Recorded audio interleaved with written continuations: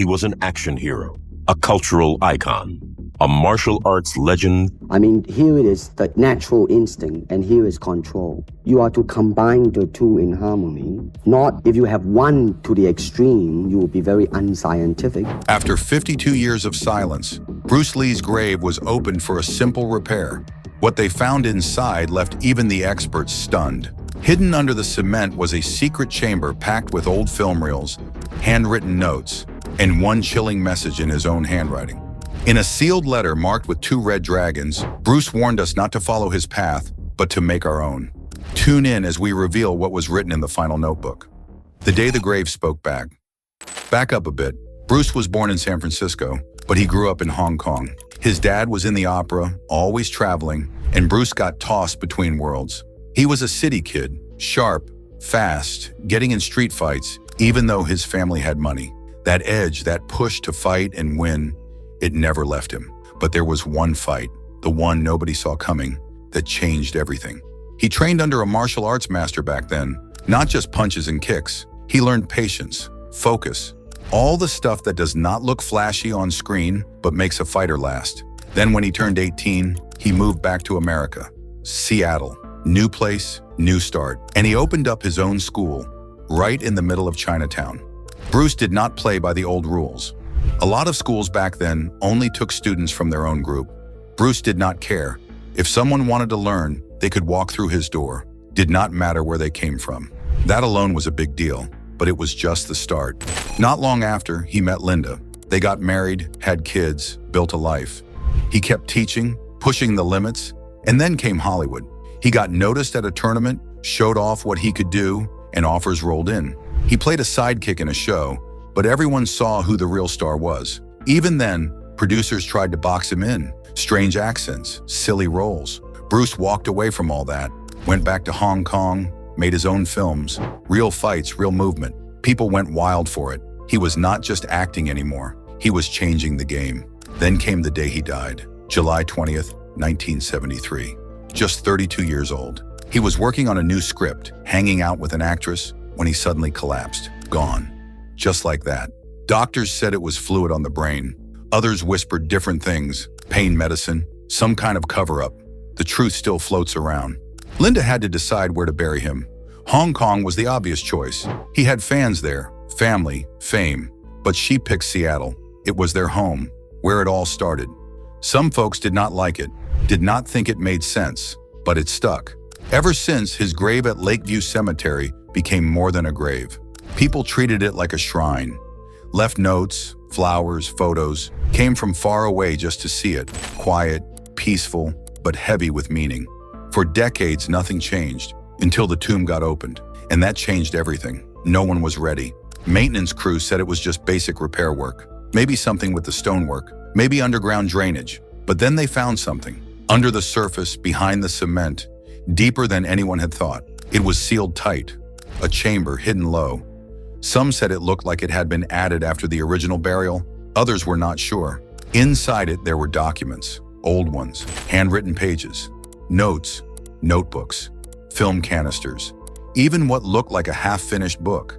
People who saw it started asking questions. Why was this stuff buried with him? Why was it not in a museum? And who put it there? But film reels found deep inside Bruce's tomb hinted he had left something important unfinished.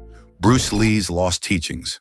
Then there were the film reels. Nobody could play them at first. They were too old, too fragile. But experts stepped in.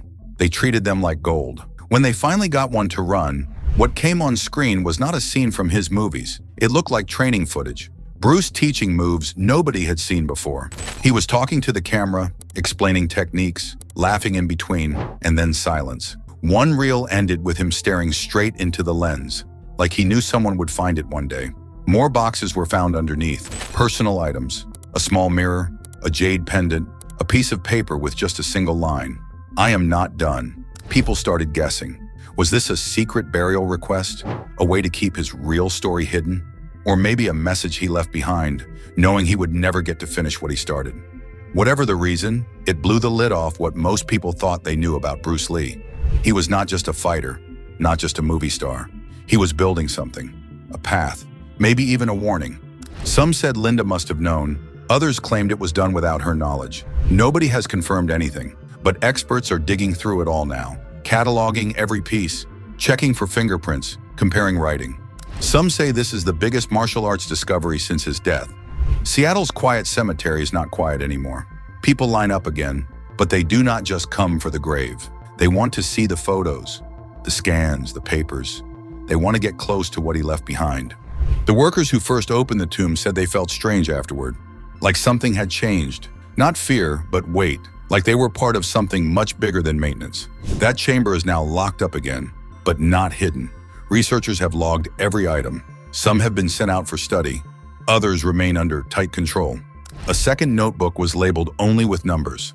A long string followed by a short message, for later. Nobody has figured out what it means yet. One film reel was marked summer 1969. It showed Bruce working out alone in a room. No sound, no music, just motion. Then stillness. Then writing on a chalkboard behind him. It said, in all caps, the body is a message. Near the bottom of the chamber was a sealed envelope. It had water damage almost falling apart. Inside was a single photo. Bruce standing in front of a mountain with his back to the camera. No note, no date, just that image. Yet Bruce wasn't alone. Another grave lay close, echoing a family story that went beyond fame. A family written in stone. Then came the new grave, just a few feet away. That was Brandon's, Bruce's son. The year was 1993. People already knew who Bruce was, but now they came for the other name. Brandon was on his way up. He had been acting, doing his own stunts, building a path without leaning too hard on his dad's shadow. But all of that stopped on a movie set. He got shot with a fake gun that had real danger inside. He was only 28. Brandon had barely known his father in life, but people could see the bond even in death. Two stones, side by side. Names carved in cold stone, but the feeling was still warm. It made people stop in their tracks. This wasn't just about movies anymore. It was about a family trying to build something across generations and hitting every kind of wall along the way. Visitors came by the dozens, then by the hundreds. They didn't just come to say thanks. They came with questions, with pain, with hope. Some brought flowers, others brought pieces of paper. It became a place to reflect, a strange kind of mirror. About 5 decades after Bruce was buried, the city reached out. They needed to do maintenance. Nothing flashy, just a checkup. But that meant opening the tomb. They had to ask Bruce's wife, Linda. She said yes. Once she agreed, the team didn't waste time. They put up a sealed dome over the site. Air could move in and out, but barely. Lights were set up that wouldn't melt anything. No heat, just clarity. A top-level crew showed up, not the usual kind. These were folks trained to handle the past without messing it up. Security doubled, tripled, cameras at every corner. Nobody with a phone got near. Every tool was cleaned until it sparkled. They brought machines that scanned below the surface. They wanted to see the layout before they touched anything. Linda gave them a list. Everything she remembered putting in the tomb. Since 1973, she had kept notes, her handwriting, her memories. The team studied it like a map. Before they did anything else, they brought in Buddhist monks, the real ones. Not for show, for respect. They chanted, burned incense, and cleared the space with quiet words. This wasn't just dirt. This was sacred. The day they opened it, the sky was still dark. Not a sound. They peeled the top layer first, then another, and another. Each piece came off slow, like opening a gift you weren't sure you wanted.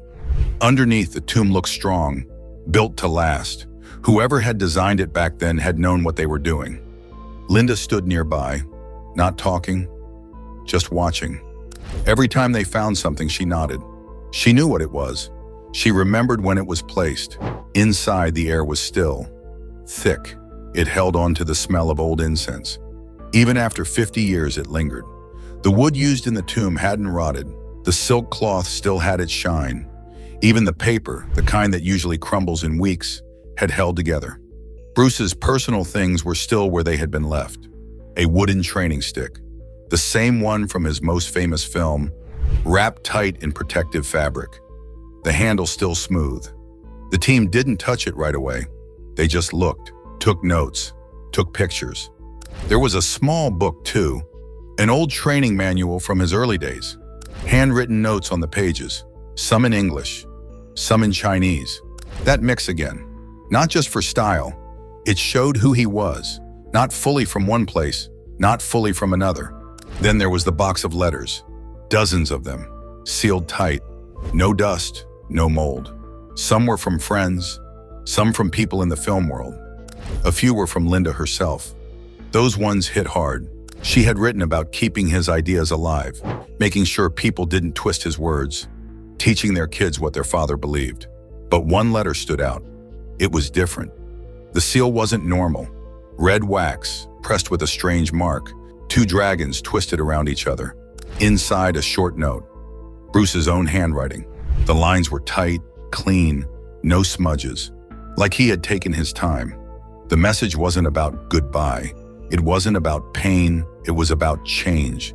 He told whoever read it not to follow him, not to copy his moves, but to make their own. He talked about being like water, shifting, bending, finding the way through. His message didn't point to fame or power. It pointed inward.